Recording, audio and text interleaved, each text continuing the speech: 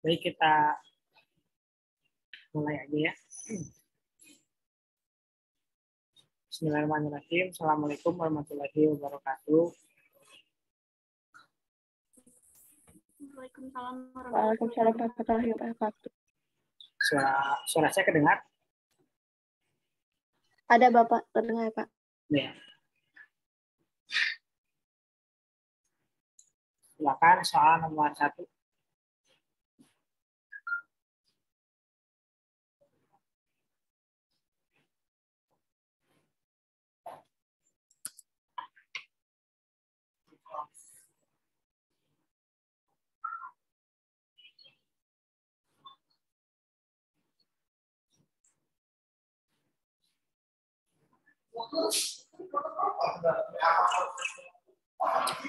Dena, silakan. Penggunaan pajak di setiap negara memiliki kebijakan perpajakan yang berbeda. Di antaranya ada yang mempunyai kebijakan pengenaan pajak secara worldwide income, dan beberapa negara lain hanya mengenakan pajak atas penghasilan yang bersumber dari negara itu saja. Benar. Jawabannya apa? Benar, Pak. Jawabannya pengenaan pajak di setiap negara memiliki kebijakan perpajakan yang berbeda-beda. Di antaranya ada yang mempunyai kebijakan pengenaan pajak secara worldwide income, dan beberapa negara lain hanya mengenakan pajak atas penghasilan yang bersumber dari negara itu saja.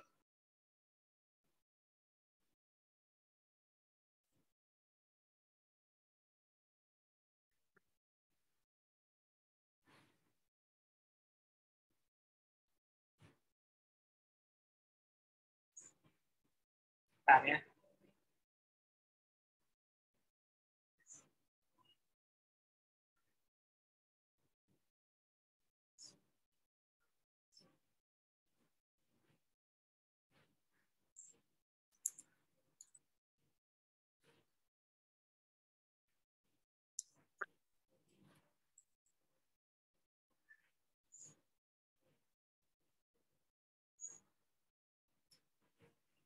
Ya, jawabannya benar ya.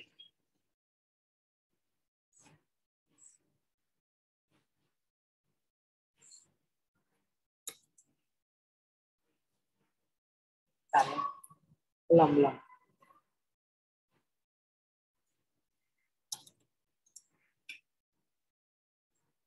Ya, lanjut. Nomor 2 ya.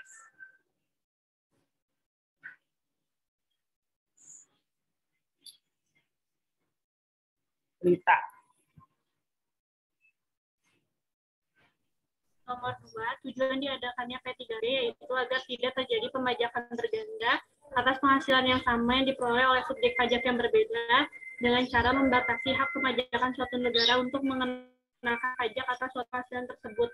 Jawabannya adalah salah. Yang benar apa? Yang benar harusnya subjek pajak yang sama, Pak.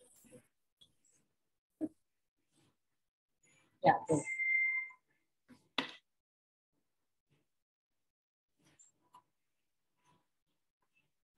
Nomor 3.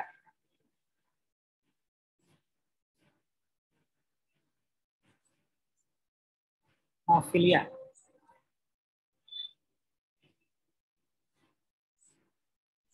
Tiga, transaksi lintas batas negara atau cross-border transaction sangat memungkinkan terjadinya pengenaan pajak berganda yuridis internasional.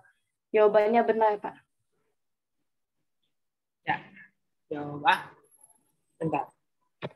Nomor 4 ya, pajak berganda yuridis. Nomor 3, Pak. Nomor 3. Oh, border. Iya, Pak. Jawabannya tuh. Berikutnya, nomor 4.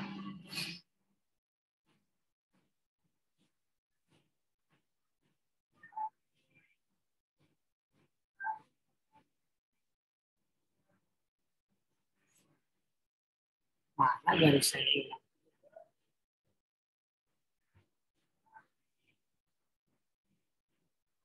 Oh, nggak ada ya? Garis lagi deh kalau nggak ada.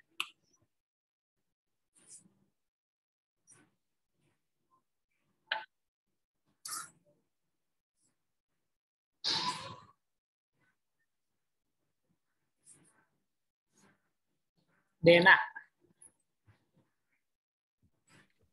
Pajak berganda yuridis internasional akan membantu transaksi barang dan jasa, aliran modal, perpindahan teknologi, dan sumber daya manusia. Benar, Bapak? Jawabannya apa? Benar.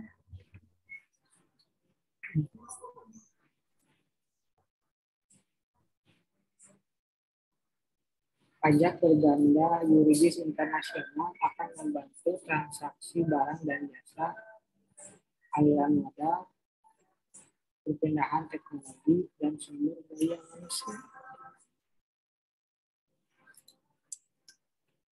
Nah, tadi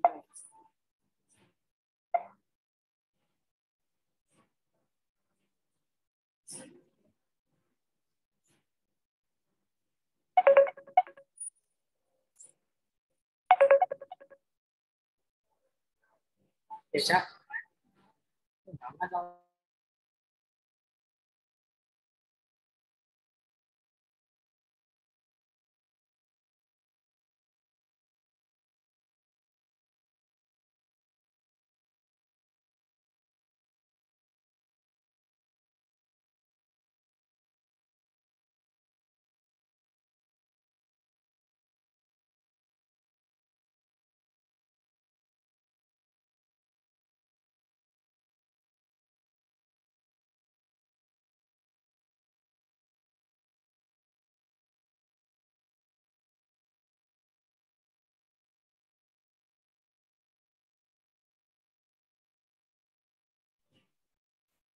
Nomor berapa sih tadi, Dena? 4 ya?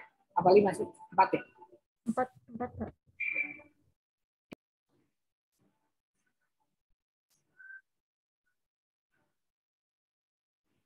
Pajak berganda yuridis internasional akan membantu transaksi barang.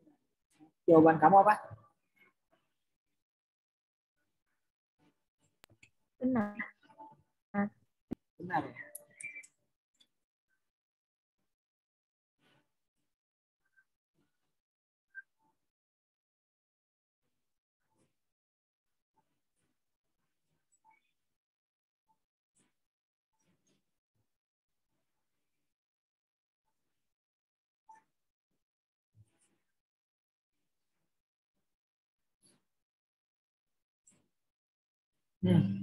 Jawabannya salah ya. Kenapa? Yang namanya pajak berganda itu kan merugikan.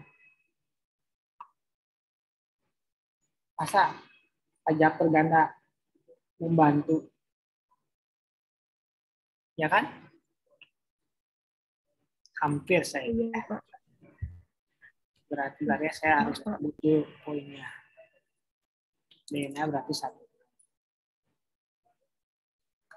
Yuk.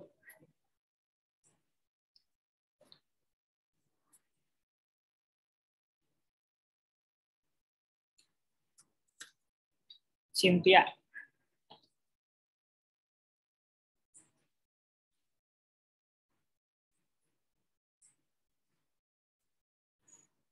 Ada Cynthia?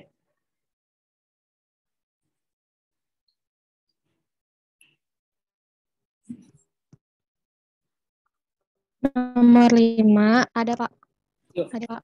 5. Tujuan lain dari P3B adalah memfasilitasi kerjasama antar dua negara dalam rangka mencegah praktek penghindaran pajak, seperti kesepakatan mengenai pertukaran informasi dan bantuan penagih pajak. Jawabannya benar.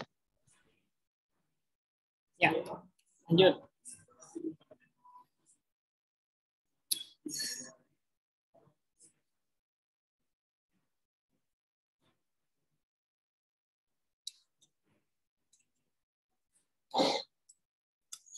Pipit, silakan.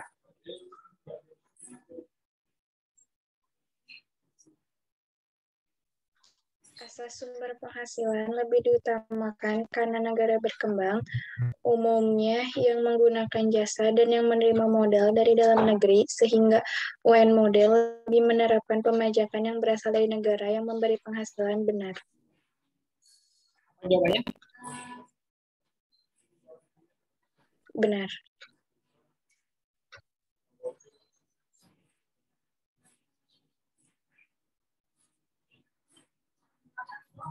Ya, lanjut.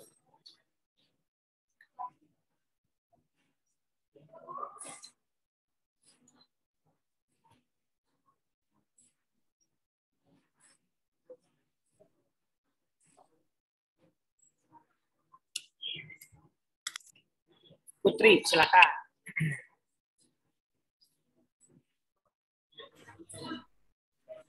Nomor 8 ya, Pak. Nomor 7. 7. Nomor 7. Orang pribadi yang menjadi penduduk pada kedua negara yang terikat persetujuan, status kependudukannya akan dianggap sebagai penduduk suatu negara yang terikat persetujuan, di mana ia mempunyai tempat tinggal tetap. Benar, Pak. Ya, tuh.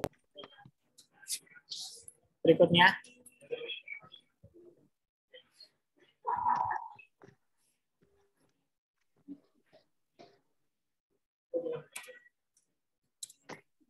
Ani, silakan.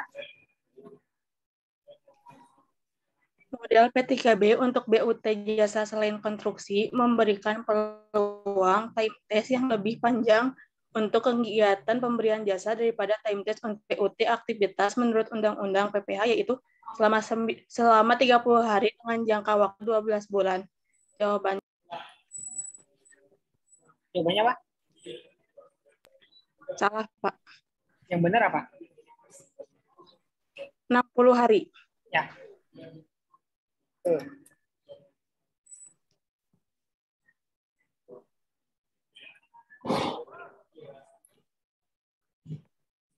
Kamu teh Ani ya. Berikutnya Pipit. Hak pemajakan dalam model P3B menggunakan dua pendekatan untuk mencegah pajak berganda, di antaranya bahwa penghasilan yang dapat dipajaki di negara sumber akan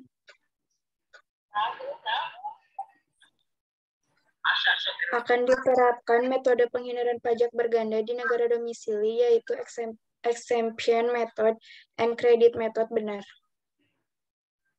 Jawabannya apa? Benar. Apa? Benar. Benar ya. Berikutnya, ya hilang.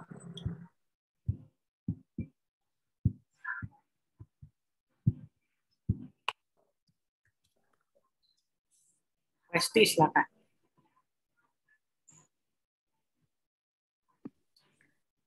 Penghasilan yang diperoleh artis dan atlet dari kegiatan-kegiatan mereka di negara sumber tetap akan dikenakan pajak di negara sumber itu sendiri. Jika kegiatan-kegiatan tersebut dilakukan dalam rangka suatu kunjungan yang secara substansial didukung oleh salah satu negara yang terikat persetujuan. Jawabannya benar, Pak. Ya, betul. Berikutnya. Novilia.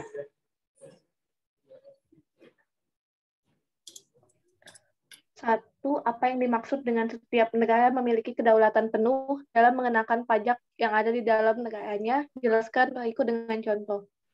Jadi maksud setiap negara memiliki kedaulatan penuh dalam mengenakan pajak yang ada di dalam negaranya itu adalah setiap negara memiliki kedaulatan dalam mengenakan pajak yang ada dalam negaranya.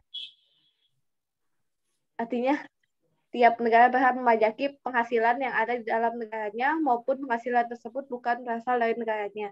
Contohnya, jika ada WNI yang memiliki penghasilan di negara lain, maka negara Indonesia tetap berhak memiliki atau tetap berhak memajaki penghasilan dari WNI tersebut, Pak. Ya, betul ya. Intinya negara punya hak penuh untuk memajaki apa yang ada dan apa yang berasal dari dalam negaranya. Berikutnya, nomor 2.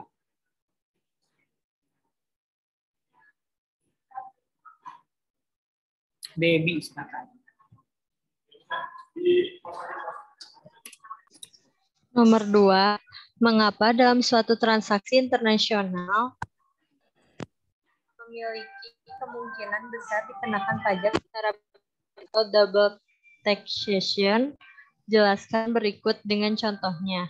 Jawabannya, pajak berganda terjadi ketika dalam suatu transaksi lintas batas negara terdapat lebih dari satu negara yang mengklaim hak pemajakan berdasarkan salah satu faktor penghubung.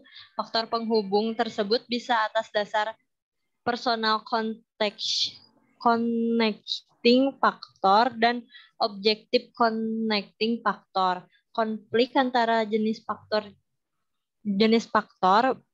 penghubungan menyebabkan lebih dari satu negara diberikan klaim hak pemajakan atas suatu transaksi ekonomi yang sama. Contohnya, subjek pajak A adalah sumber pajak dalam negara dalam negara D yang memperoleh penghasilan dari negara S dalam konteks pajak internasional. Negara D disebut sebagai negara domisili dari subjek pajak yang menerima penghasilan, sedangkan negara S adalah negara tempat sumber penghasilan yang diberikan oleh subjek pajak A. Oke, ini nggak kreatif bikin contoh ya. Oke, jadi karena menggunakan worldwide income ya, kalau prinsip itu nggak ada mah nggak akan ada pajak berganda. Intinya negara butuh duit. Berikutnya.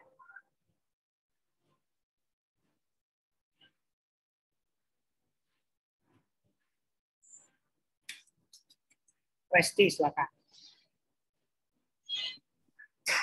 Apa perbedaan antara tax treaty dan persetujuan penghindaran pajak berganda? Tax treaty adalah pengenaan pajak dari satu kali oleh dua negara atau lebih atas suatu penghasilan yang sama. P3B ditujukan untuk menentukan alokasi hak pemajakan dari suatu transaksi yang terjadi antara negara sumber atau negara tempat sumber penghasilan berasal dan negara domisili atau negara tempat wajib pajak tinggal atau menetap. Oke. Gampang ya. Berikutnya.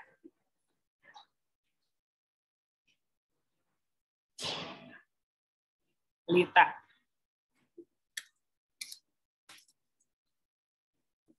Nomor 4, apa yang akan terjadi apabila persetujuan penghindaran pajak berganda tidak bersifat lex specialis? Jelaskan berikut dengan contoh. Apabila P3B tidak bersifat lex specialis, maka akan memungkinkan terjadinya berganda atas penghasilan yang sama yang diterima atau diperoleh oleh subjek pajak yang sama, karena kan tidak adanya pembatasan hak pemajakan suatu negara untuk mengenakan pajak atas suatu penghasilan tersebut. Contohnya, misalkan seorang WNI yang bekerja di Thailand mendapatkan penghasilan dari Thailand. Atas penghasilan tersebut, Thailand mengatakan bahwa penghasilan tersebut dipajaki di Thailand. Tetapi menurut Indonesia, penghasilan tersebut dipajaki di Indonesia. Karena terdapat pemajakan berganda apabila mengikuti ketentuan dari masing-masing negara, akan ada benturan. Maka dari itu dibutuhkan P3B sebagai lex specialis untuk mengatakan. Ya betul ya. Karena nggak ada berarti nanti bakal double taxation. Berikutnya.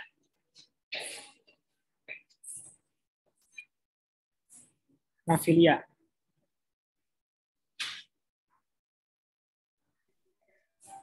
Kelima, siapa yang menentukan model P3B suatu negara menggunakan UN model atau OECD model? Yang menentukan model P3B suatu negara menggunakan UN model atau OECD model adalah masing-masing negara, di mana masing-masing negara tersebut akan mengajukan model P3B-nya tergantung dari sudut pandang kepentingan negara tersebut. Sebenarnya bukan masing-masing negara ya, tapi negara yang memiliki kesepakatan.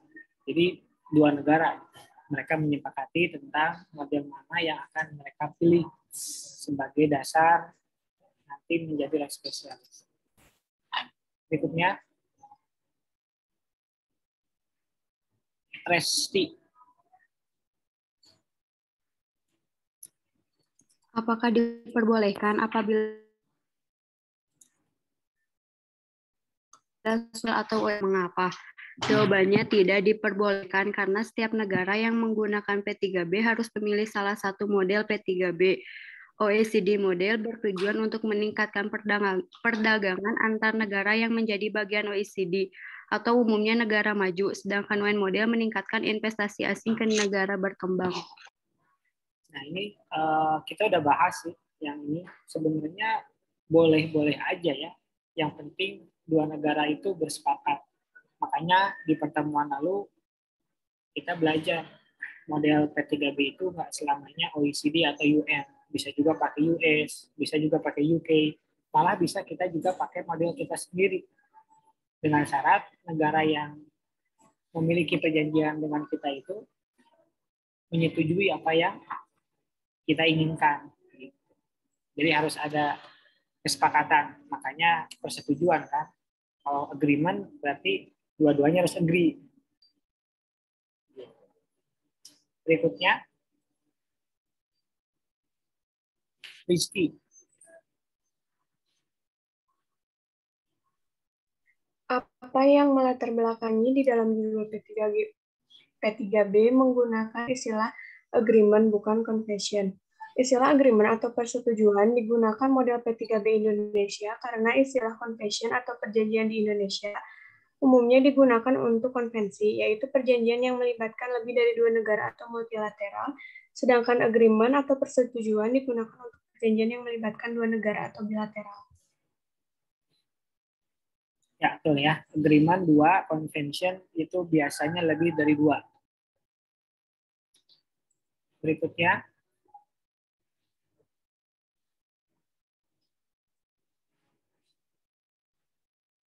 Rita.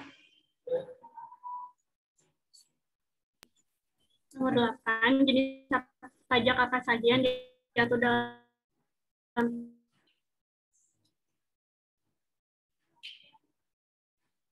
P3B. Pajak yang lazimnya dicakup dalam P3B berganda, yaitu penghasilan dan pajak kekayaan pajak berganda internasional. Sebab pada dasarnya PPN dan PPNBM merupakan pajak atas konsumsi dalam negeri atau lokal tax. Cakupan P3B tidak hanya untuk pajak pusat saja, namun juga meliputi pajak daerah selama jenis pajak tersebut termasuk dalam kategori pajak penghasilan. Ya, pajak pusat, pajak daerah, nanti rinciannya ada sebenarnya penghasilan-penghasilan apa aja yang dikenakan atau diatur di P3B. Bahkan di akhir-akhir P3B itu dijelasin apabila ada peraturan, ada pasal-pasal yang di P3B yang belum mengatur tentang transaksi tersebut, maka diatur kemudian. Saking nggak maunya lepas dari potensi pajak. Berikutnya, Resti. Apa pengertian penduduk untuk negara Malaysia? Penduduk negara Malaysia adalah sebuah negara federasi yang terdiri dari 13 negara bagian dan 1 wilayah persekutuan. Sebagian besar penduduk negara Malaysia adalah bahasa Melayu, sisanya adalah keturunan Cina, India, dan Eropa. Penduduk Malaysia asli Malaysia dapat ditemui di Malaysia bagian timur. Penduduk asli Malaysia terdiri dari suku Iban, Bidayu, dan Kadaza. Jawabannya sih kurang tepat ya. Karena itu mah pengertiannya ya, yang dimaksud pengertian penduduk itu residen ya. Kita lihatnya di P3B Indonesia sama Malaysia. Kan biasanya di awal-awal itu kan ada definisi ya, ada definisi. Nah, definisi itu nanti menjelaskan yang dimaksud penduduk Indonesia apa, penduduk Malaysia apa. Jadi dilihatnya dari P3B ya ini. Ini lihatnya di P3B Indonesia, Malaysia.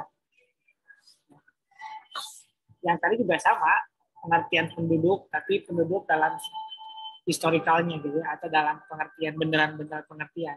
Gitu. Terakhir, Nabila. Nomor 10. Jika dilihat dari P3B antara Indonesia dengan Thailand, apabila terjadi transaksi pembayaran dividen yang berasal dari negara Indonesia kepada salah satu warga negara Thailand, negara manakah yang berhak memajaki atas transaksi tersebut? Sebutkan bahasa yang dijadikan dasar jawaban Anda. Di sini saya jawabannya negara yang memajaki adalah Thailand dengan ketentuan pasal 10 tentang dividen. Dasarnya apa tadi?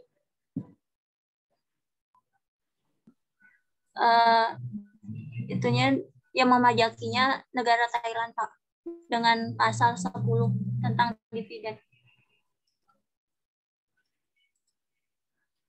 Nah, ya kita lihat.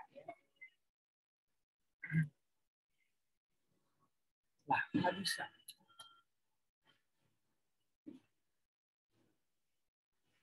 P3B Indonesia Thailand.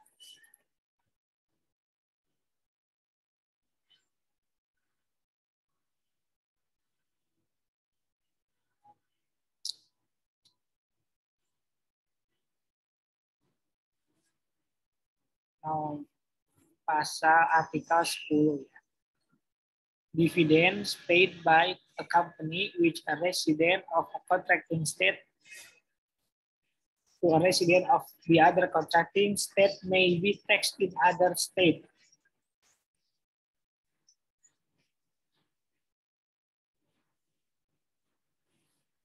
Bapak, saya ada yang bahasa Indonesianya. Mau coba dibacakan, Pak? Boleh. Ayatnya. Di sini ada ayat, bentar. Ada 2 ayat. Yang pertama, dividen yang dibayarkan oleh suatu perseroan yang kedudukannya di suatu negara pihak pada persetujuan pada penduduk negara pihak pada persetujuan lainnya dapat dikenakan pajak di negara lainnya. Terus yang ayat kedua itu, namun demikian dividen tersebut dapat juga dikenakan pajak di negara pihak pada persetujuan di mana perseroan yang membayar dividen berkedudukan dan sesuai dengan perundang-undangan negara itu. Tetapi jika penerima dividen adalah pemilik manfaat dari dividen, pajak yang dikenakan tidak akan melebihi. Di sini ada penjabarannya, ada 2 poin. Yang pertama, saya 15%. Soalnya di ayat ke-1-nya udah menjawab ya. Jadi kalau ada dividen di salah satu negara, maka bisa dipajaki di negara yang lainnya. Berarti negara Thailand. Asal dividennya dari Indonesia, menerimanya Thailand, berarti Thailand yang memajakinya. Kalau kita lihat di pasal 10 ayat 1. Oke. Itu materi kita di pertemuan yang lalu. Ada waktu mungkin 5 menit, barangkali ada yang mau ditanyakan. Boleh mungkin angkat tangan kalau Bapak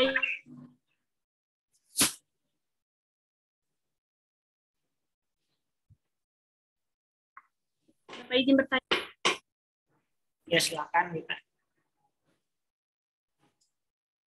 Tadi itu kenapa penghasilan proaktif tadi jawabannya itu benar.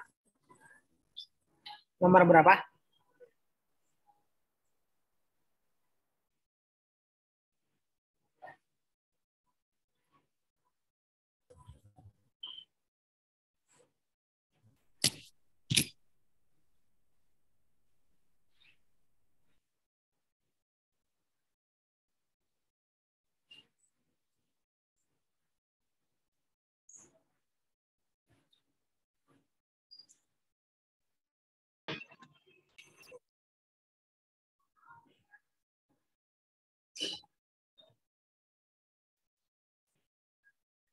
Tadi keputus, ini saya udah ganti jaringan. Gimana, Lita? Yang di soal benar salah nomor 10, Pak, tadi itu jawabannya benar. Penghasilan ya yang itu yang diperoleh artis dan atlet dari kegiatan-kegiatan mereka di negara sumber tetap akan dikenakan pajak di negara sumber itu sendiri jika kegiatan-kegiatan tersebut dilakukan dalam rangka suatu kunjungan yang secara substansial didukung oleh salah satu negara yang terikat persetujuan. Iya, jawabannya benar. Kenapa? Kalau di halaman 128 itu maksudnya gimana ya Pak? Di yang 128 poin 18 di paragraf ketiga. $128.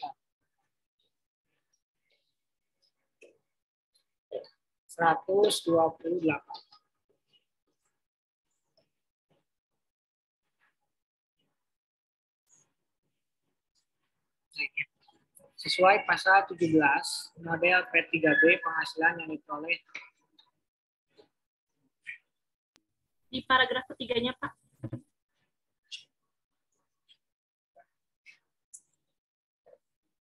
Kalau ini akan dibebaskan ya. Iya, Pak. Itu gimana, Pak? Yang benar yang mana ya? Nah, kita coba cek misalkan P3B Indonesia, Malaysia.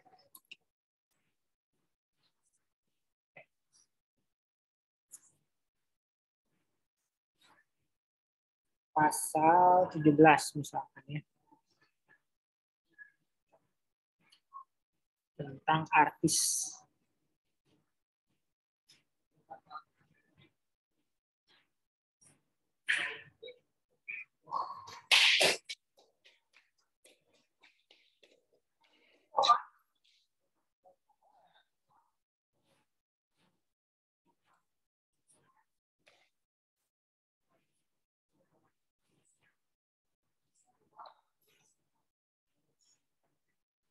Misalkan ya penghasilan yang diperoleh artis dan atlet dari kegiatan-kegiatan mereka di negara sumber.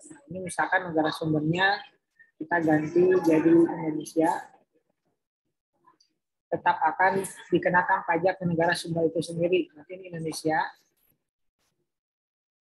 Jika kegiatan-kegiatan tersebut dilakukan dalam rangka suatu kunjungan yang secara substansial didukung oleh salah satu negara yang terikat persetujuan.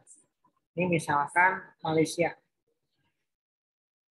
Oke, jadi kalau misalkan ada pekerjaan artis atau atlet, tapi sponsornya gitu ya, sponsornya itu Indonesia dan Malaysia. Nah, kita coba lihat di P3B-nya.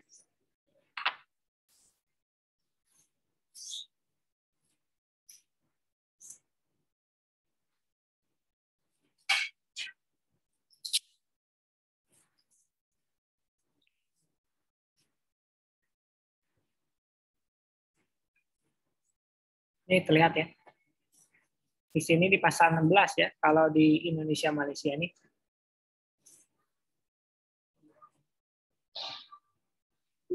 Penghasilan yang diperoleh penduduk dari negara pihak pada persetujuan,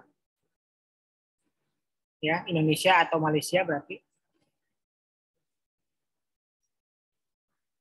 dapat dikenakan pajak di negara pihak pada persetujuan lainnya, di mana kegiatan tersebut dilakukan.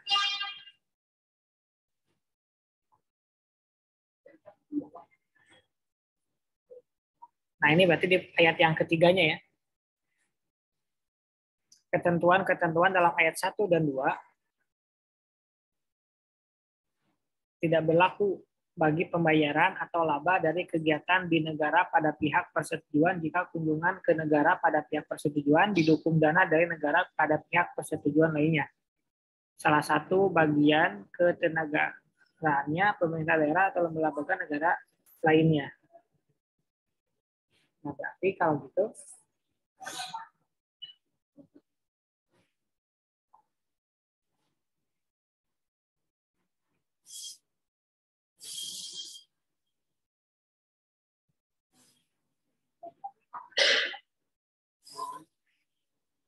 ya berarti dibebaskan ya. Karena kan pasal ayat 1 dan 2-nya tidak berlaku kan di sini bilangnya.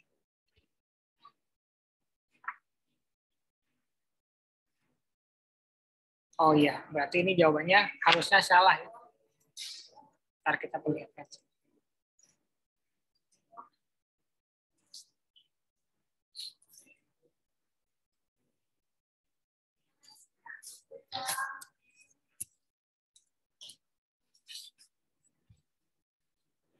Nah ini ya, kalimat yang salahnya ya. Tetap akan dikenakan karena ternyata berdasarkan P3B ya, pasal 16 ayat 3 ya, menyebutkan ayat 1 sama ayat 2 itu tidak berlaku. Ya. Ini P3B-nya Indonesia dengan Malaysia. Kebetulan pasal 11. Ya tuh lihat tuh koreksinya ya.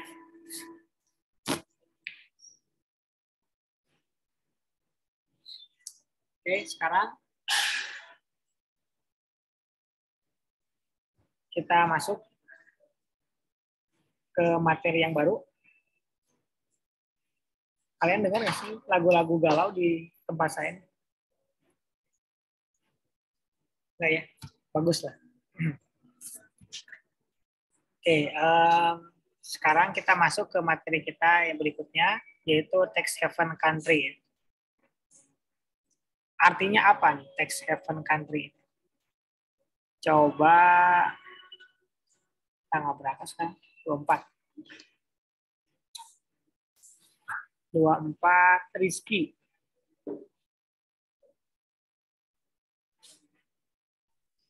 Ada tax haven country artinya apa?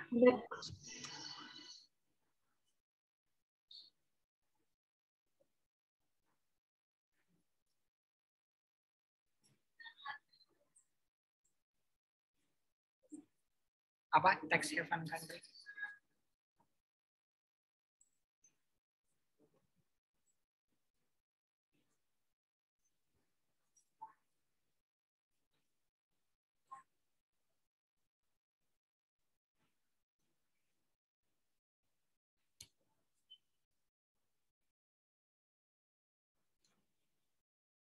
Coba Ani, dibantu Ani. Ketentuan pajak bukan, Pak? Bukan. Arti dari tax haven country-nya itu apa? Terjemahannya lah dulu ya. Ani coba.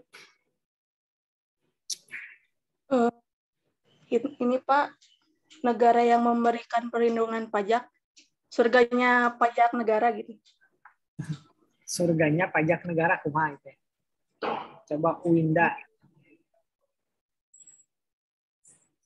Surga negara pajak kumaha sih? Coba Winda apa nih? Terjemahannya benar apa? Tax haven itu istilah bagi suatu negara yang tarif pajaknya itu rendah atau bahkan tidak memajaki pajaknya sama sekali. Enggak, belum ke sana ya. Nih, saya jauh-jauh ting. Ini ngomongin tax haven country, terjemahannya naon gitu. Gina coba. Suaka pajak, Pak. Suaka pajak. Jemaah bilangin Aulia. Negara surga pajak, Pak. Surga pajak. Ah, surga pajak ya. Kayaknya yang kalau lebih tepatnya ya, negara surga pajak kali ya. Percuma kalian nonton film box office tanpa subtitle. Ya, tax haven country itu negara surga pajak. Putri. Ada Putri? Ada. Kalau surga itu biasanya hal-hal yang menyenangkan atau yang menyakitkan? Menyenangkan. Menyenangkan. Udah pernah Putri ke surga? Belum. Oh, belum. Kok tahu ya? Tahu dari mana? Di surga menyenangkan semua. Nah ini, jadi surga itu pasti ya. Kenapa disebut surga gitu ya? Karena menyenangkan gitu ya. Karena di sana terkumpul hal-hal yang menyenangkan. Nah sekarang dalam hal pajak nih, yang disebut menyenangkan dalam hal pajak itu apa? Coba Nadila. Yang menyenangkan dalam pajaknya, Pak? Iya. Emang pajak menyenangkan? Enggak sih, Pak. Cuma kalau dari tarifnya ada yang kecil, ada yang besar. Berarti yang menyenangkan itu tarifnya yang besar apa yang kecil? Yang kecil, Pak. Yang kecil. Ya.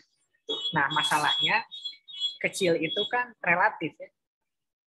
Misalkan saya bilang 10%, itu besar atau kecil? Ya kan? Nah, tapi benar ya, yang namanya menyenangkan, yang surga menyenangkan itu berarti kalau dalam hal pajak, yang pertama tidak ada pajak ya. Karena kan kita tahu pajak itu beban. Kalau yang namanya beban, ya itu tuh pengennya mengurangi ya. Kalau bisa hilang. Jadi kalau misalkan anak itu termasuk beban bukan? Anissa coba. Anak beban bukan? Bukan. Anak. Bukan. Yakin? Kamu bukan beban yakin? Iya beban, Pak. Berarti kalau beban enaknya dihilangkan ya? Ya kan berarti kalau beban harusnya dihilangkan. Tapi kenapa kamu masih ada ya di rumah itu? Berarti kamu bukan beban. Jadi meskipun kamu berperilaku seperti beban gitu ya. Kita nggak ngomongin ke sana ya. Itu yang pertama ya. Tidak ada pajak. Yang kedua, pajaknya kecil. Gitu ya. Nah, kecil itu memang relatif, tergantung siapa yang ngomong. Ya sama kayak misalkan 1 juta itu besar apa kecil ya, tergantung siapa yang ngomong. Gitu ya. Terus yang ketiganya, surga pajak itu fasilitas banyak. Ya, fasilitas banyak itu seperti diskon atau pengampunan atau pengurangan. Misalkan pajaknya 90% di negara X misalkan. Tapi kalau misalkan ada fasilitas gitu ya, fasilitasnya sampai 100% nggak usah bayar, enak kan? Gitu kan. Jadi maksud saya nggak selalu pajaknya kecil gitu. Bisa aja fasilitas itu yang mengakibatkan pajak itu menjadi tidak ada. Gitu ya. Jadi intinya ya ketiga hal ini tuh yang tidak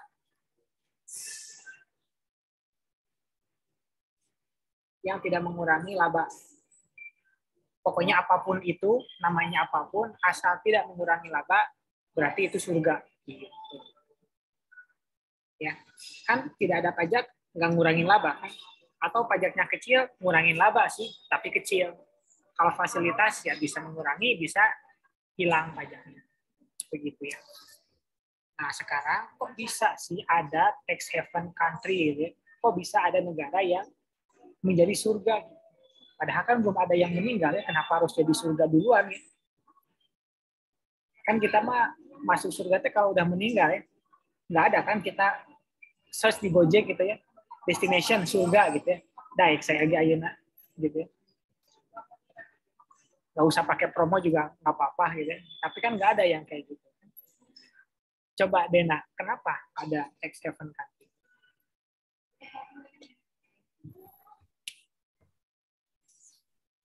Buat persembunyian aset ilegal perusahaan, Pak. Kenapa? Buat menyembunyiin aset ilegal perusahaan, terus mempermudah administrasi perusahaan. Serem gitu, ilegal-ilegal. Emang perusahaan tuh bikin karena ada ini. Coba Vivi.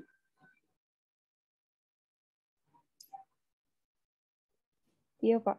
Kenapa sih? Mungkin bisa mempermudah administrasi perusahaan, Pak. Jadi kayak si perusahaan itu memiliki operasi bisnis bermacam-macam negara, terus menghindari pengaturan pajak seperti pengurangan dan penangguhan beban pajak atau investasi. Mungkin seperti itu, Pak. Kalau tax haven country itu supply atau demand?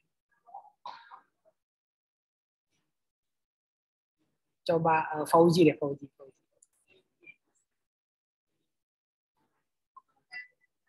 Ada, Pak. Gimana? Supply atau demand? Gimana, Pak? Tax haven country itu termasuk supply atau demand?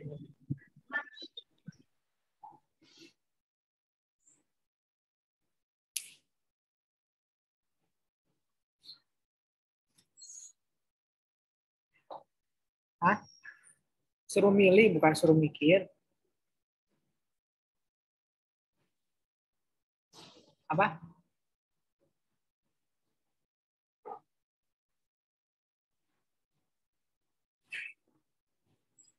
Pilih salah satu, nanti dijelasin sama yang lain gitu. Apa? Supply atau demand? Supply. Supply, Pak. Supply. Nah, sekarang Lita yang jelasin. Kenapa itu supply? Kan pertanyaan suruh milih kan? Disuruh milih ya pilih, suruh ngejelasin ya jelasin. Nggak usah lah berlebihannya. Nah, sekarang Lita. Kamu setuju ini supply? Tax haven country. Kalau setuju kenapa? Supply permintaan penawaran kan, Pak? Iya, ya ampun. Ini kan fakultas ekonomi ya. Saya ini. Kalau supply itu penawaran. Kalau demand baru permintaan. Gimana? Siga nama mau aya di internet kan gimana? Apa jawaban?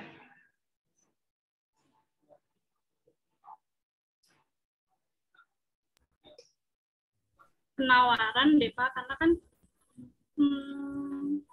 Kenapa? yang nentuin tax haven country itu negaranya ya Pak. Karena sebenarnya kalau tax haven country bukannya nggak boleh ya Pak? Gimana? Iya, Kak. Nanti kita akan bahas itu. Jadi tax haven country itu supply ya. Kenapa supply? Karena ya ini tax haven country ini termasuk supply. Kenapa supply? Karena ya yang namanya wajib pajak itu menginginkan pajak rendah. Ya kan? Berarti kalau ingin pajak rendah, si WP itu mikir kan, gimana caranya buat rendah, gitu. Entah itu mau menyembunyikan atau salah satu caranya bisa ke tax haven country. Berarti ini itu adalah permintaan atau demand. Nah, hukum ekonomi menyebutkan, ya kan, di mana ada permintaan, kan di situ ada penawaran, gitu.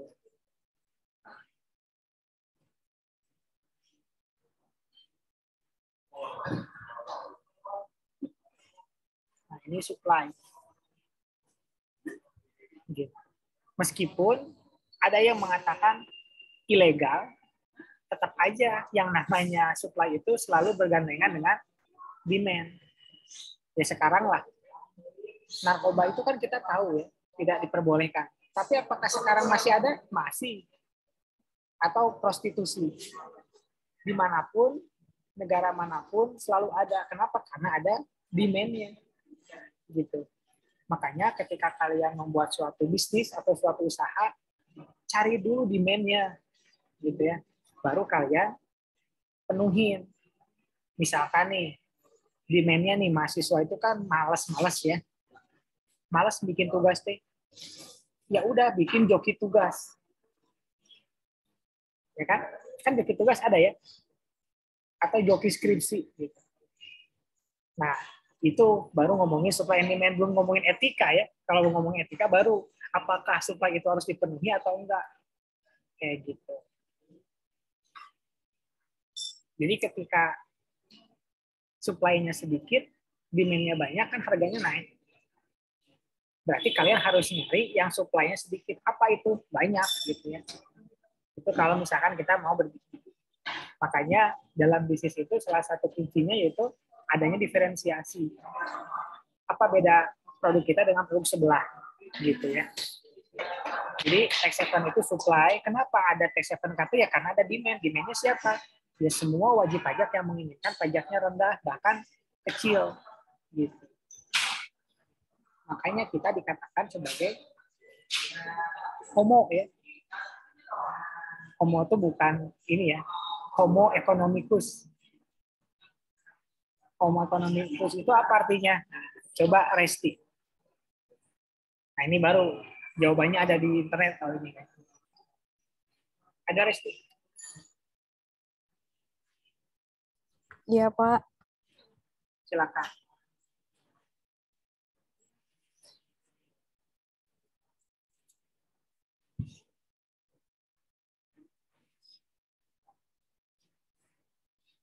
Apa homo economicus?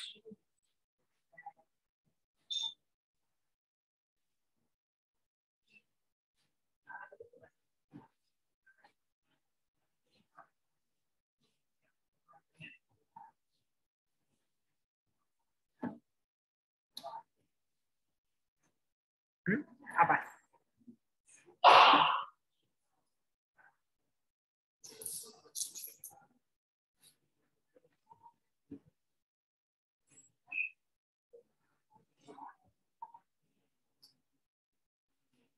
Nggak dapat?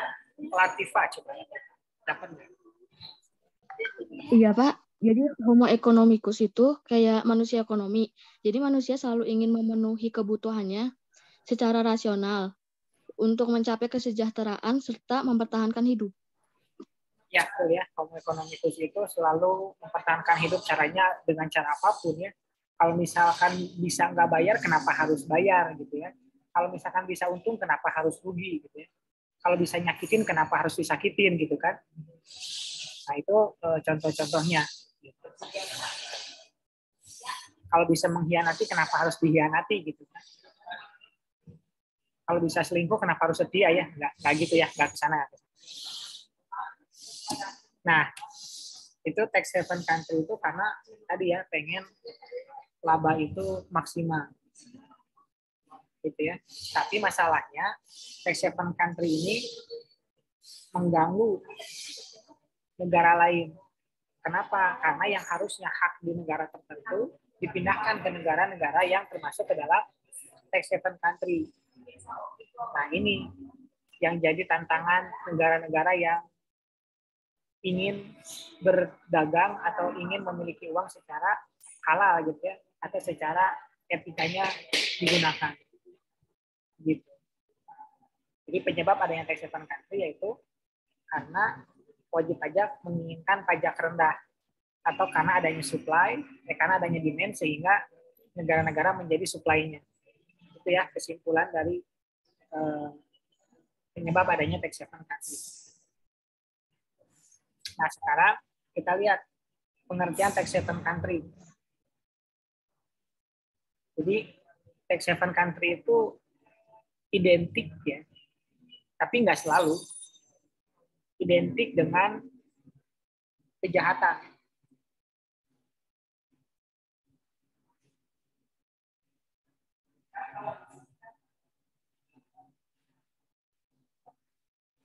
Jadi maksudnya identik dengan kejahatan itu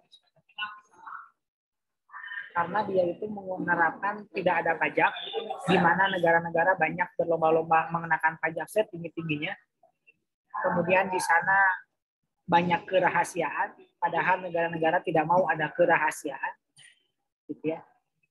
Dan hal-hal negatif yang lainnya, seperti yang didefinisikan oleh Prof. Larry ya. Ini katanya dalam kondisi yang sangat dirahasiakan. Yang sangat dirahasiakan. Nah, berarti tax haven country itu adalah kejahatan, karena yang dirahasiakan itu biasanya kejahatan.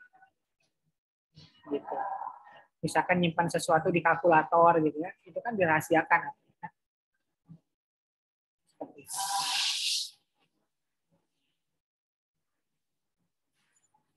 Malah Bu Nadi menyebutkan tax haven country itu selain dirahasiakan, ya, bisa juga di sini bebas pajak atau pajaknya minimal. Nah, ini secara nomenklatur. Apa itu nomenklatur? Eka, coba Eka. Apa itu nomenklatur? Ya, Bapak. Hah?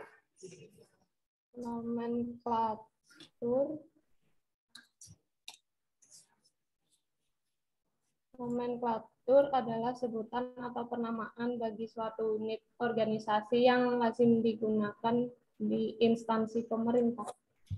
Ya, nomenklatur itu secara istilah gitu ya, atau secara bahasa Jadi kalau kalian nanti ngobrol gitu ya, bisa tuh pakai istilah itu. Secara nomenklatur dia itu bager sih gitu ya. Itu maksudnya secara istilah atau secara bahasa.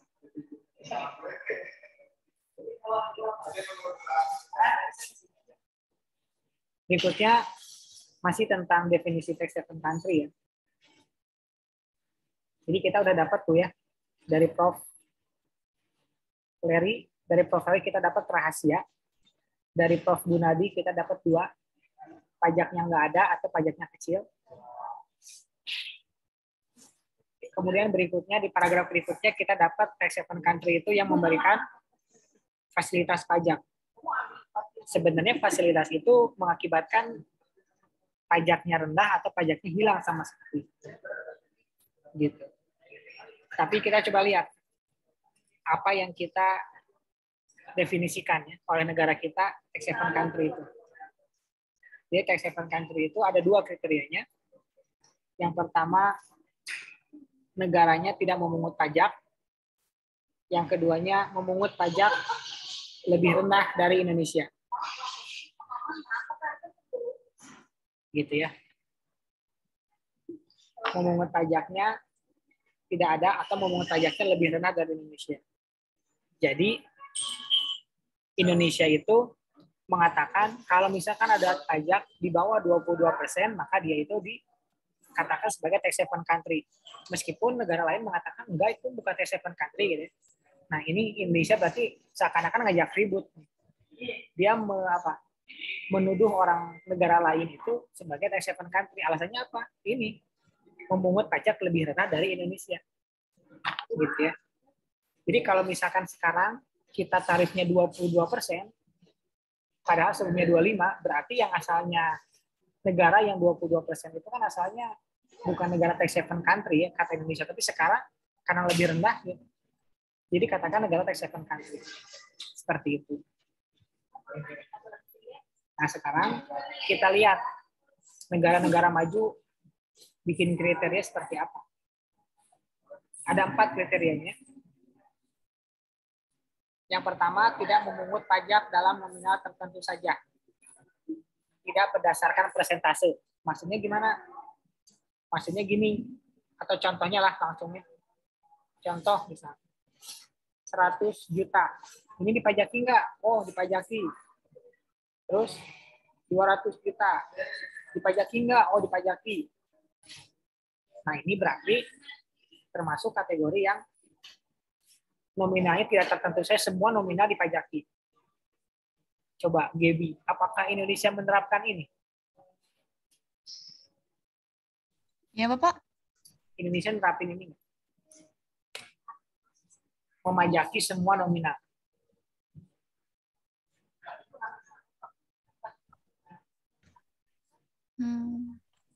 Bentar, Pak. Apakah dipajaki itu kalau 1 juta aja, atau 2 juta aja, atau semua dipajaki, berapapun nilainya, nominalnya? Enggak kayaknya, Pak. Masa kayaknya? Enggak semua tarif gitu kayaknya, Pak. Enggak. Kurang yakin sama jawaban aku juga. Coba deh PPN misalkan. PPN dikenainnya yang nilainya berapa PPN?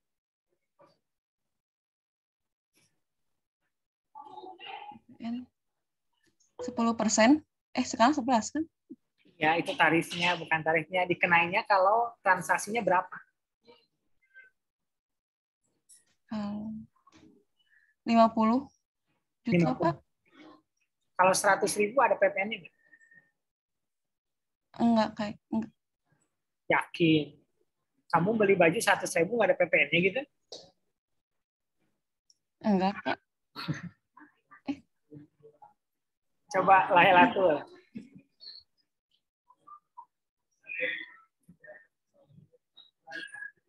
Ya, Pak.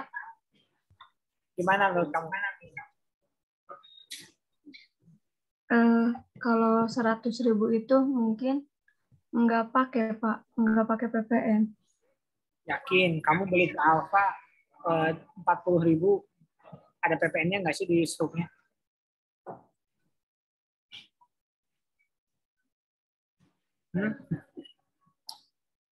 Nggak pernah ke Alfa ya? Biasanya dibeliin sama mbaknya ya?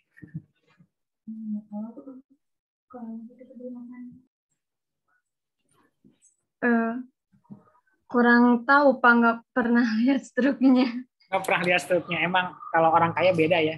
Ngapain lihat struknya kayak yang ini. Jawabannya coba kita tanya ke Fitri ya. Fitri coba.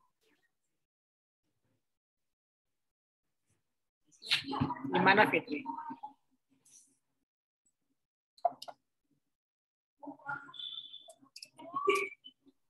Minimal ada apa? Itu kalau transaksinya 1 juta. Kalau transaksinya minimal 1 juta, Pak. Ya, ada pajaknya nggak? Ada. Ada ya. Nah, artinya gini maksud saya. Di Indonesia pun sebenarnya menerapkan ini gitu loh. Tahu dari mana ya PPN? 100.000 ada pajaknya PPN kan. 150.000 ada. 200.000 juga ada. Berarti semua nominal kan? Tapi memang ada beberapa pajak juga yang tidak nominal, tidak semua nominal. Misalkan PPh 21. Kan PPh 21 kalau di bawah 4.500.000 nggak dikenakan pajak. Tapi kalau di atas 4.500.000 per bulan dikenakan pajak kan. Nah, berarti Indonesia menurut OECD termasuk tax haven country. Berarti kalian itu penduduk surga pajak ya. Maksudnya gitu. Yang kedua, tidak ada atau tidak efektifnya mekanisme exchange of information. Nah, ini ya. Maksudnya itu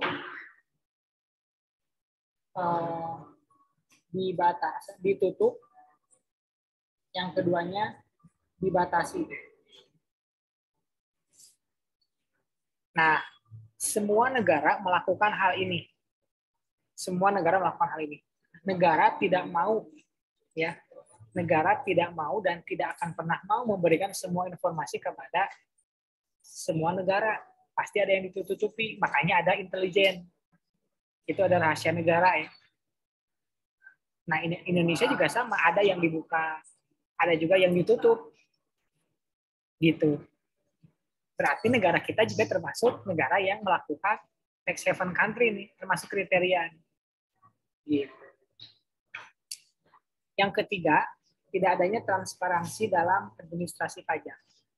Nah, kalau ini Indonesia enggak ya. Indonesia kan mengenalkan self-assessment system.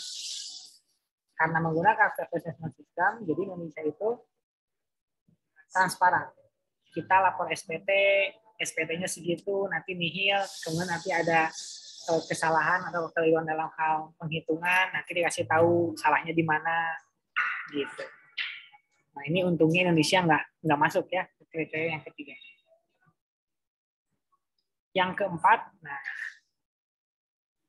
adanya kebijakan ring fencing. Fanny. Indonesia menerapkan nggak ring fencing?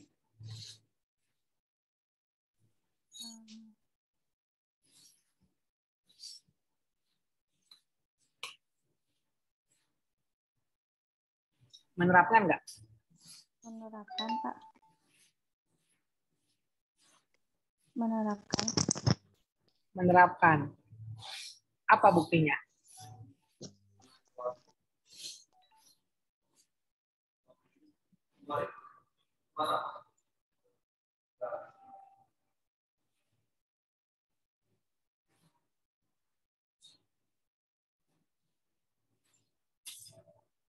Buktinya adalah kalau misalkan presiden PPDN.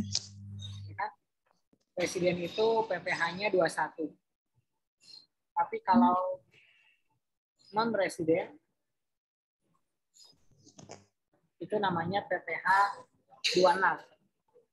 Ya kan? Berarti ya, Indonesia menerapkan ring fencing, ya? Adanya perbedaan pemajakan.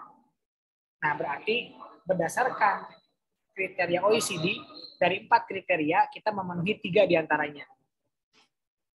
Jadi kita itu termasuk ke dalam negara yang tax haven country. Padahal tadi di awal dikatakan tax haven country itu identik dengan suatu kejahatan. Apakah negara Indonesia itu jahat? Bisa jadi ya. Gitu ya. Karena kan orang jahat itu orang baik yang disakiti. Seperti itu. Nah, sekarang kita lihat kata Darussalam, setiap negara itu memiliki definisi tax haven yang berbeda-beda. Contoh, misalkan negara Jepang. Jepang itu dikatakan negara tax haven country, kalau kata Jepang itu tarif pajaknya itu kurang dari 25%. Nah, berarti Indonesia nih. Kata Jepang, Indonesia termasuk tax haven country. Ya. Tapi beda lagi misalkan dengan Prancis. Beda lagi dengan negara Amerika. Nah, jadi tax haven country itu tergantung siapa yang menilai. Sama kayak kita. Kita mengatakan 1 juta itu murah, misalkan. Tapi ternyata, atau misalkan kita menilai orang itu kaya kalau dia punya uang 1 miliar. Tapi ternyata negara lain mengatakan yang disebut kaya itu nggak punya 1 miliar, tapi 10 miliar. Dia tergantung siapa yang menilai. Gitu. Sama tax haven country juga. Pajak di negara dia 22%. Kalau ada yang tarifnya 5%, berarti itu tax haven country. Gitu. Gitu ya. Jadi tergantung siapa yang menilai.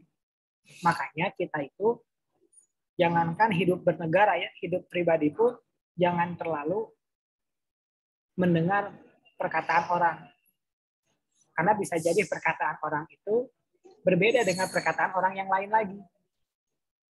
Gitu ya. Misalkan ada yang bilang Nina itu jutek gitu ya. Tapi enggak juga tuh kata misalkan Laila tuh gitu ya. Jadi tergantung siapa yang menilai. Nah, sekarang kita lihat Amerika membuat kriteria tax haven country itu ada 5. Yang pertama tidak ada pajak. Nah, ini Indonesia nggak ada atau nominalnya saja. Maksudnya nominal saja itu ya bayar pajak 100.000 gitu. Kenyataannya nggak bayar 100.000. Itu hanya administrasi aja. Bayarnya cuma misalkan 5.000. Yang kedua, tidak adanya pertukaran informasi perpajakan. Nah, ini Indonesia juga enggak. Yang ketiga, tidak ada transparansi dalam pelaksanaan undang-undang. Kalau Indonesia itu ada. Kenapa? Kayak sekarang, kita kan bisa mengakses ya. Kita bisa mengakses peraturan yang berlaku di negara kita. Cuman masalahnya bahasanya bahasa Indonesia. Makanya nih, buat kalian yang punya kemampuan yang tidak terlalu bagus gitu ya. Kalau accounting kan saingannya siapa? Seluruh masyarakat ekonomi ASEAN kan. Negara Singapura, negara Malaysia itu bisa masuk gitu ya. Menggantiin kita sebagai accounting. Tapi kalau sebagai pajak, mereka akan susah buat menyaingi kita. Jadi saingannya itu lebih sedikit kalau kita berkutat di pajak. Karena yang bisa pajak itu hanya orang Indonesia. Kenapa? Karena peraturannya bahasa Indonesia. Ya. Orang Arab bisa, tapi harus belajar dulu bahasa Indonesia.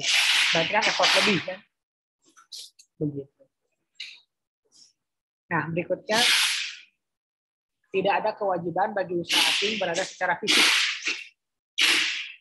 Kalau di Indonesia kan wajib ya.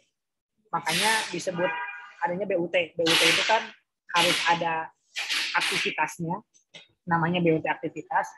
Harus ada BUT, ada tempatnya, yang kita kenal sebagai BUT aset atau BUT aktiva. Gitu. Pokoknya harus berwujud gitu. Kalau nggak berwujud tempat kantornya berwujud berwujud jasanya atau produknya. Kemudian yang kelima, offshore financial center. Nah, ini silakan dicari sendiri ya, biar penasaran. Nah, meskipun di pertemuan lalu kita membahas ya, atau di soal yang tadi membahas pajak itu kedaulatannya masing-masing negara. Terserah dia. Mau gue pajakin 100, nggak gue pajakin sama sekali, ya terserah. Gitu ya. Dan OECD mengakui hal itu. Makanya ada tambahan lagi nih, selain tadi yang 3, yang 4 tadi, tambahan lagi kriteria tax haven country itu. Pertama, tidak ada transparansi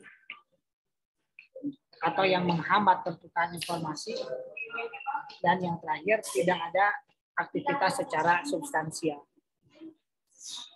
Gitu. Nah, yang jadi pertanyaan, tax haven country dapat duitnya dari mana? Gitu ya. Kalau nggak ada pajaknya. Coba, Nina. Iya, Pak. Dapat duitnya dari mana tax haven country?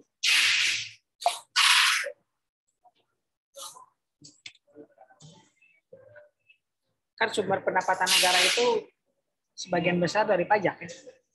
Semua negara.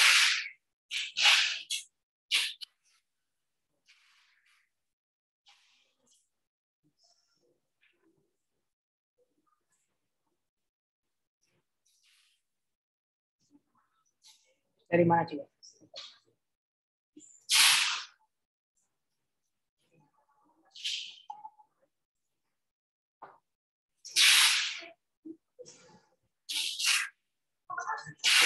Coba repeat. Iya, Pak. Dapat duitnya dari mana tax haven country? Biaya pendirian perusahaan, iuran tahunan, dan biaya untuk jasa-jasa tambahan lainnya. Ya, betul ya. Di sini ada ya, biaya pendirian perusahaan, yang kedua iuran tahunan, yang ketiga biaya untuk jasa tambahan lainnya.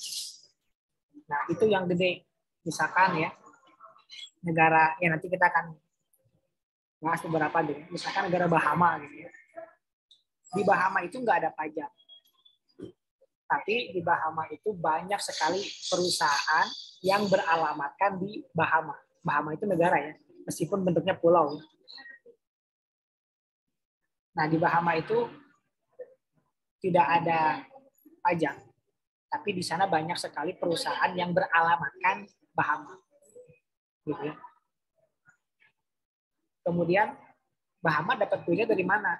Nah, untuk menjadi alamat suatu perusahaan itu harus bayar ke Bahama. Misalkan $100 per minggu misalnya. Jadi tinggal bayar aja setiap minggunya $100. Gitu. Jadi saya pernah dapat cerita dari dosen saya.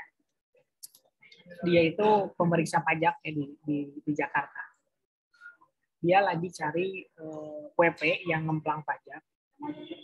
Terus si uangnya itu ke suatu negara ya. Negaranya kita kenal ya, terkenal sekarang. Tapi saya nggak boleh bilang untuk saat ini karena bisa aja udah berubah negaranya kan. Misalkan negara X. Nah, karena nilainya besar, si dosen saya itu ke sana, ke negara tersebut, negara X itu. Ternyata pas dicari alamatnya, di sana tuh hanya berupa rumah. Ada pelangnya PT apa gitu ya. Pas masuk ke dalamnya kosong, nggak ada apapun. Gitu ya, padahal transaksi yang masuk ke perusahaan itu ratusan miliar atau puluhan miliar atau miliar lah minimal. Nah, jadi tax haven country itu seperti itu. Jadi mereka itu cuma dapat numpang alamat uang. Jadi pokoknya uang masuk ke sana. Atau misalkan uang masuk ke banknya yang ada di negara itu. Seperti itu. Ya. Jadi tax haven country dapat duitnya dari situ. Atau misalkan nanti nih, misalkan kayak dulu mah Swiss ya. Swiss itu kan kita nyimpan uang di sana. Nah, di sana tuh kalau misalkan negara mau ngambil uang kita di Swiss tuh nggak akan mungkin bisa. Tapi kompensasinya apa? Kalau kita mah ya biaya administrasinya cuma 100.000, 150.000 per bulan ya kalau bank. Nah, kalau di Swiss beda. Misalkan 10 juta gitu. Tapi kita aman. Gitu. Malah sekarang ada yang lebih aman lagi. Jangan nyimpen uang berupa uang, tapi berupa mata uang elektronik. Yang biasa kenal kita itu namanya kripto. Nah, kripto itu kan tidak diketahui ya siapa yang memiliki, buat apa dikeluarkan. Jadi kalau misalkan kalian mau beli senjata ya buat nembak mantan misalnya, itu uangnya pakai kripto gitu. Malah beli barang-barang aneh gitu ya, seperti kepala alien gitu, itu pakai uang kripto. Makanya afiliator yang bilang murah banget itu, sebelum dia ditangkap dia beliin ke kripto. Dan benar, Indonesia kesulitan untuk mengambil uangnya yang ada di kripto itu. Gitu. Makanya kenapa kalau kalian lihat ya, kenapa sih koruptor itu pulang dari penjara atau di penjaranya aja enak. Pulang dari penjara tetap kaya. Ya itu caranya gitu ya. Saya nggak ngasih tahu caranya buat tetap kaya setelah ditangkap ya. Maksud saya kenapa mereka seperti itu, karena gitu. Saya bukan mengkampanyekan ayo korupsi, nggak gitu ya maksudnya. Gitu. Kan dosa ditanggung pemenang ya. Atau kalian suka nonton film-film Korea gitu ya, atau film-film ini, pada saat kejahatan, uang-uang kejahatan itu dikirim ke negara-negara terpencil kan. Gitu ya.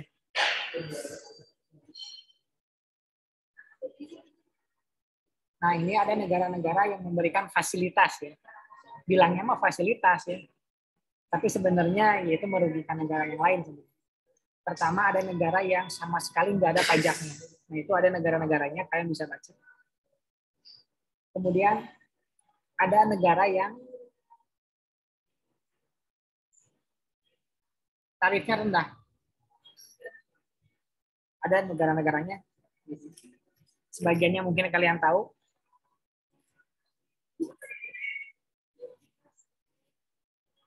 Kemudian ada juga yang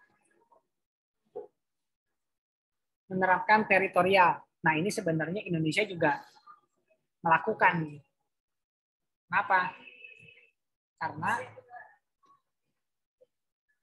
masih ingat nggak sih asas teritori itu kayak gimana? Coba Cynthia. Asas teritori masih lupa atau nggak pernah ingat?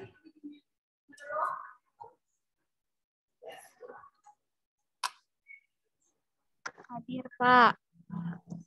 Gimana? Asas teritorial tuh berdasarkan wilayah teritorialnya, Pak. Contohnya gimana transaksi teritorial?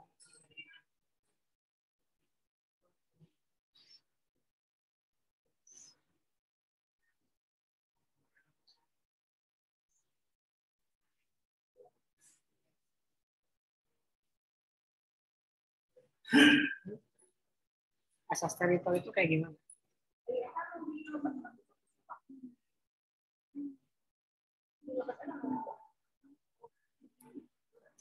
Lupa, Debbie, coba Debbie. Masih lupa atau nggak pernah ingat? Ya, yang ini bukan Pak. Apabila suatu negara mengenakan asas sumber, maka negara itu mengenakan pajak penghasilan atas semua penghasilan yang berasal dari negara tersebut. Contohnya? Contohnya BUT dan pemotongan pajak PPh pasal 26. Benar gak sih, Pak? Novilia, coba. Jadi contohnya itu kalau penghasilannya itu bersumber atau dianggap bersumber dari negara yurisdiksinya. Selain itu, penghasilan itu juga berasal dari penghasilan dari luar negara tersebut, Pak. Jadi penghasilan itu dikenakan pajak. Ya, asas teritori itu pemajakan yang dilihat dari di mana transaksi itu berada. Ya. Teritori itu kan transaksi pemajakan yang didasarkan dari di mana transaksi itu berada. Meskipun orang Indonesia dengan orang Malaysia yang bertransaksi, ya, transaksinya misalkan di Brazil, gitu, atau di Vietnam, atau di Panama misalnya.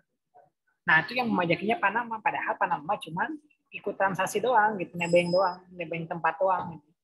Nebeng kafe doang, itu teritori namanya. Indonesia juga sama loh. Kayak gitu ya. Kalau misalkan ada barang yang masuk ke negara Indonesia, itu harus dipajakin. Siapapun yang memasukkannya. Gitu ya. Kayak misalkan kita bawa HP dari Amerika 100 biji, nah itu dipajakin itu di bea cukai. Di bandara dicegat itu. Kecuali kalau misalkan bawanya cuma 2. Jadi kalau misalkan mau bawa 100 harus dibuka, harus dipakai gitu ya. Kan nggak mungkin kan? Kayak gitu. Kemudian yang keempat, negara yang memiliki tax treaty dengan negara lain yang mengenakan tarif pajak tinggi. Nah ini maksudnya gimana nih tarif pajak tinggi? Nah ini sengaja nih. Contohnya British Virgin Island sama USA. Jadi kalau ada transaksi antara Amerika dengan British Virgin Island, gitu ya, maka nanti yang berhak memajakinya adalah British Virgin Island. Kenapa? Karena kalau pakai pajaknya Amerika menjadi besar. Maksudnya itu tarif tinggi itu membuat kesepakatan dengan negara yang mempunyai tarif pajak tinggi. Kalau misalkan kalian pernah baca gitu ya, di dividen, di ayat 2-nya itu biasanya boleh dikenakan pajak di negara tersebut asalkan tidak lebih dari 10% tarifnya. Ya, kalau misalkan kalian lihat di P3B, itu suka ada pernyataan ayat seperti itu. Kayak gitu ya. Kemudian ini untuk aktivitas khusus. Nah ini untuk menarik industri-industri tertentu. Seperti ada negara yang khusus untuk tempatnya ganja. Ada ya. Nah itu tuh biar apa? Biar ganja-ganja seluruh dunia masuk ke negara itu. Karena kalau masuk ke negara itu nggak ada pajaknya, terus diperbolehkan, dilegalkan. Dari negara itu baru didistribusikan ke semua negara. Gitu. Kalau kalian suka cerita-cerita tentang para kriminal-kriminal di YouTube ada siapa namanya? Yang cewek suka pakai lipstik hitam agak gendut gitu. Nah, itulah ya. Nah, dia kan salah satu pernah ngebahas tentang kenapa sih gembong narkoba dunia itu cuman kurang dari 1 bulan di penjara, selalu kabur. Ya. Nanti kalau kalian pengen tertarik bisa dengar film. Atau nanti KKN-nya mau di Desa Penari boleh ya.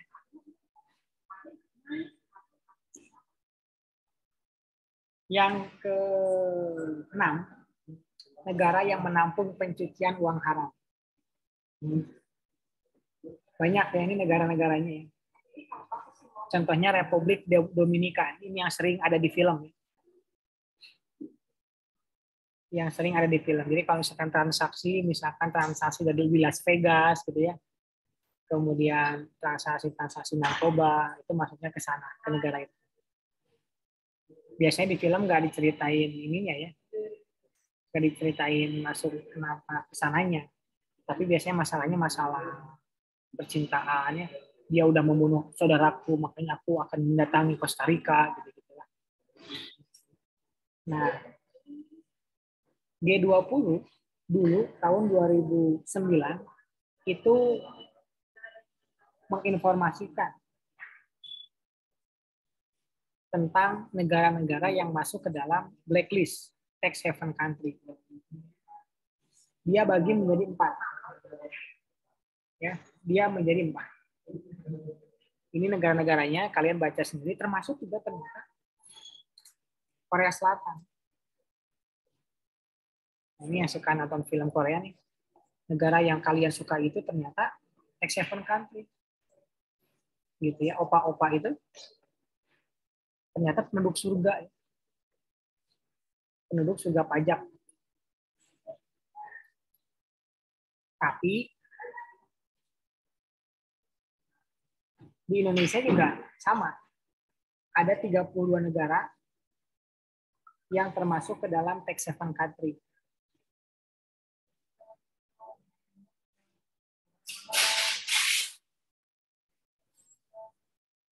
Ini termasuk ternyata Hong Kong. Ini Yunani udah bukan negara ya sekarang. Udah bangkrut ya Yunani ya.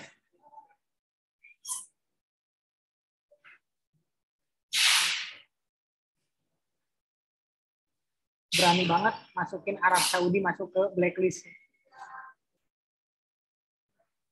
Kayak mau dibalik umroh kareknya ho. Jadi pada saat itu ya, tahun 94 itu Indonesia ngeluarin blacklist ini tuh sebenarnya ngajak ribut ya. Karena kan tax haven country itu mengatakan negara yang jahat yang mengambil keuntungan negara lain untuk negaranya sendiri. Makanya dicabut lagi ya. Dicabut lagi oleh PMK tahun 2008. Seperti itu. Jadi dicabut lagi karena di Indonesia wawanianan gitu ya. Karena kan ngajak perang. Kayak misalkan saya menuliskan daftar musuh-musuh saya. Kan itu ngajak ribut karena. Bari jeung pas ditulis ini saha eta cenah. Udah 5% lagi ya kode ya. Oke. Jadi tax haven country itu ya berkutat sama itu ya. Pajaknya kecil atau pajaknya tidak ada sama sekali atau fasilitas pajak yang menguntungkan wajib pajak. Nah, ini kriteria lagi. Ini kita terlalu banyak kriteria ya. Terlalu banyak kriteria itu mengakibatkan kita susah dapat apa yang diinginkan.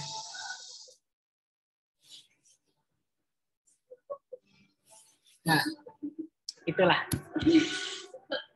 inti materinya ya. Materinya lebih sedikit untuk hari ini.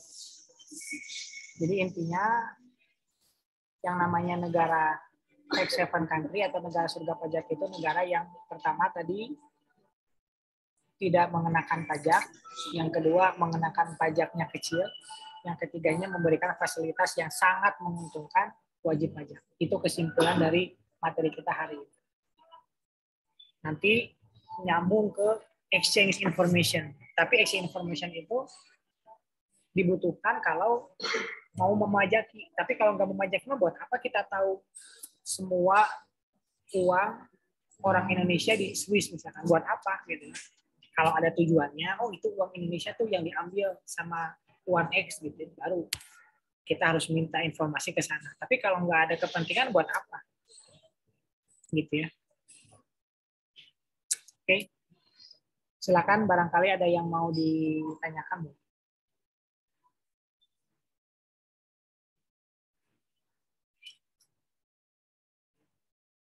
Kalau nggak ada, nggak usah dipaksain. Ya. Karena memang materinya juga sedikit. Ya. Nanti kita akan lanjut ke materi berikutnya. Tentang kecurangan lagi ya. Jadi kalau nggak salah tuh mulai pertemuan ini kita akan membahas kecurangan-kecurangan. Gimana caranya nanti kalian ya kalau punya bisnis internasional gitu, buat ngurangin pajaknya caranya gimana? Nanti kita akan belajar itu ya. Bukan untuk dilakukan ya, tapi untuk tidak dilakukan. Kalau mau belajar biar pajaknya kecil, nanti di semester depan perencanaan pajak baru itu mau ngajarin tentang pajaknya biar lebih kecil. Mudah-mudahan nggak sama saya ya, bosan. Oke, kalau nggak ada pertanyaan karena tabnya juga udah mau habis ya. Ini juga saya di tempat orang. Terima kasih, kita ketemu lagi di pertemuan yang akan datang. Saya tutup. Assalamualaikum warahmatullahi wabarakatuh.